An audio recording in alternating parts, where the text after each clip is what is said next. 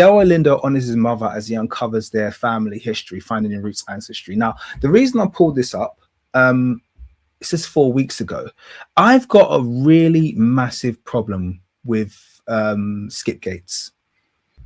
I really don't like him.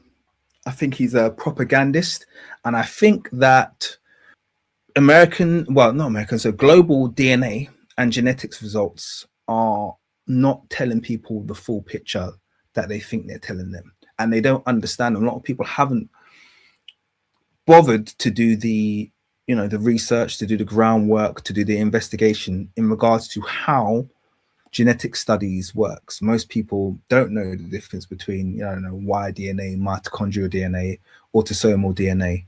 Most of them don't know the difference between uniparental lineages versus whole genome ancestral results. And most people don't know how groupings are being identified, and as a result, when they get their DNA results, they're expecting too much from them, and they don't know the limitations of the results that they've been given. So yeah, this is I saw this and I shelved this a long time ago, so I don't think I've even watched it fully, but I wanted to just kind of like watch this with you guys and see what we get out of this. So pieces of myself are being filled in. If this is a jigsaw, this is another piece in the jigsaw. That's Henry Louis Gates, also known as Skip Gates, who's interviewing him, and I don't like him. I'll be honest with you, I do not like the dude at all. I've always found him to be a tool of the enemy, personally. I don't think he's good for the black community. I think he spreads a lot of lies and does it under the guise.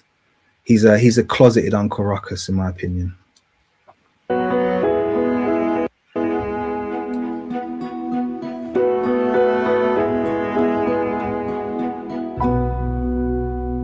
Actor Delroy Lindo was raised almost entirely by his mother, a woman named Anna Moncrief. And though the two were very close, Anna rarely spoke about her past. So Delroy came to me knowing nothing about her roots. We set out to change that. Now, if you're gonna change or discover someone's roots, you can't do it with genetics. Let me make that very, very clear. If you're going to try and investigate someone's roots, you do genealogy, okay? And there's a big difference between genealogy and genetics. Now, I don't know which they're going to do for this, but I'm going to say if they start to make conclusions and they haven't conducted a genealogical investigation, then it's almost entirely valueless. People think that your genetics are going to tell you exactly what village you're from. It does not work that way. It does not work that way. You need the genealogy. You need to know who people proceed from, who their ancestors were, etc. You can have, and this is very common in Africa, you can have DNA that looks totally foreign existing in a certain geolocation for tens, hundreds, even thousands of years. Okay, and that genetics pattern is there, and the only other place it is in friggin' Korea as well. But that's common in Africa because the genetic diversity you get in Africa are literally off the chains. So I'll be interested to see whether or not they take a genealogical versus a genetic approach here to tell Delroy. And this is the thing I don't like about Skip Gates. He likes to turn around and tell people, you're not from here, or you're from here, or you're not. And I hate that, because it's not scientific. But let's see anyway.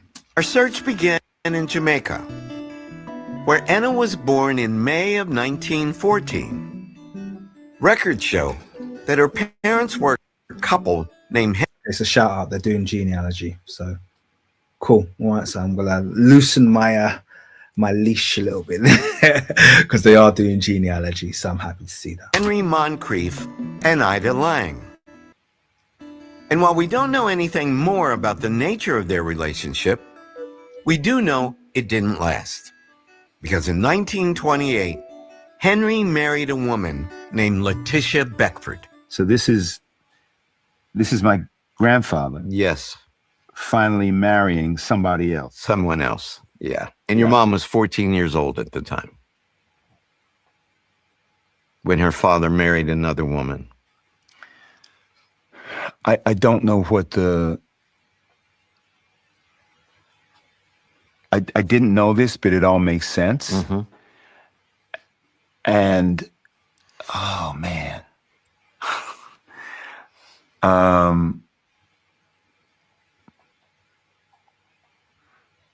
It's not the specifics of my grandfather marrying another woman, not the specifics of that per se, but it's consistent with some things that my aunt told me about certain things that had happened that impacted them as children. Mm-hmm.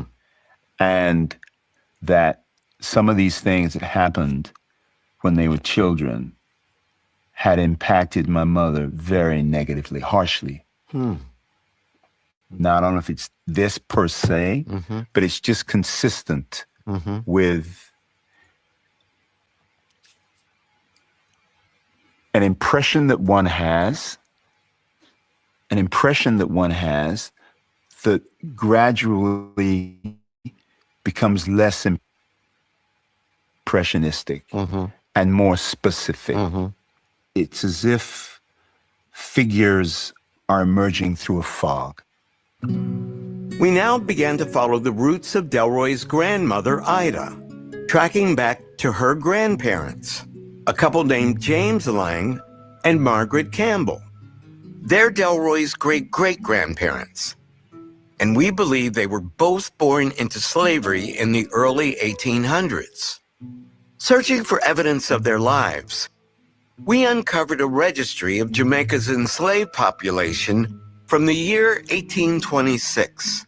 It lists the names of thousands of slaves, including several hundred owned by a planter who shared the surname of Delroy's ancestors, Lang. And one of those names stood out. Margaret Campbell, color, Negro, age 2, African or Creole. So we have gone back into the bowels of slavery and found your ancestor by name and found the name of the white man who owned her. Yeah. And that's where the Lang name came from. That's right. You got it. She was held at the Goshen estate. We've marked its location right there. Oh, Goshen. You been anywhere near there? Nope. You going to go there now? Absolutely. Because you got roots there. Absolutely. Absolutely. See, I've got my thoughts about. Anyway, I'm gonna let this play through at this stage because this is actually quite interesting. But I've got my thoughts about a lot of what's taking place here. Margaret was likely born on this estate in the early 1820s. And as we combed through the estate's archives, we made a precious discovery. Margaret's mother, a woman named Louisa Thomas, is listed by name on multiple documents. Louisa is Delroy's third great-grandmother, and she was born in the year 1797. Wow. So, making sense of the Lang name, it seems only her son bore the Lang name. Yeah, which they say came from the slave owners, which never made sense to me, by the way, because names carry so much power, particularly at that moment in history. Names gave people access to ownership and inheritance. So the idea of giving slaves, a rich family giving their slaves their name just has never made any sense to me, but I'm not going to argue that at the moment. What's interesting that Margaret's name wasn't changed and her mother's name wasn't changed, but the son's name was changed to Lang. So does that mean that was a result of the slavery, or is that a result of perhaps the fathering of that child? Not at the moment, I'm just asking the questions and letting this play out. It's quite interesting. What would your mom have made of this? I'm sure my mother would have appreciated this, man. Because it's, you know, it's healing. Yeah, it is. And if anybody needed to be healed, it was my mom and myself. Yes, but my mom needed healing. My mom needed a laying on of hands. Shout out, by the way. I've got a lot of love for Delroy Lindo. I don't know why. I don't know why. He's one of those guys that I've always just like, obviously he's a Londoner, so I'm gonna have that that kind of connection there. But I've always just had kind of like a little bit of a I don't know. Shout out Delroy Lindo. My mom needed a laying on of hands that she didn't even know she needed. Discovering our ancestors can change our lives, helping us to understand more fully who we are, where we came from, and how we're all connected to a much larger world. To see more incredible family history. Okay, so that's that. Yeah, there you go. That was semi-interesting. It wasn't genetic in the end at all, which was cool. I have my thoughts about some of the stuff that was shared there, the entire narrative and the way that we look at things. But I feel like right now is not the time or the place where I feel like I'm going to go into detail about that. I'm gonna let that lie. I'll attack that subject in a broader way, I'm sure, in the very near future.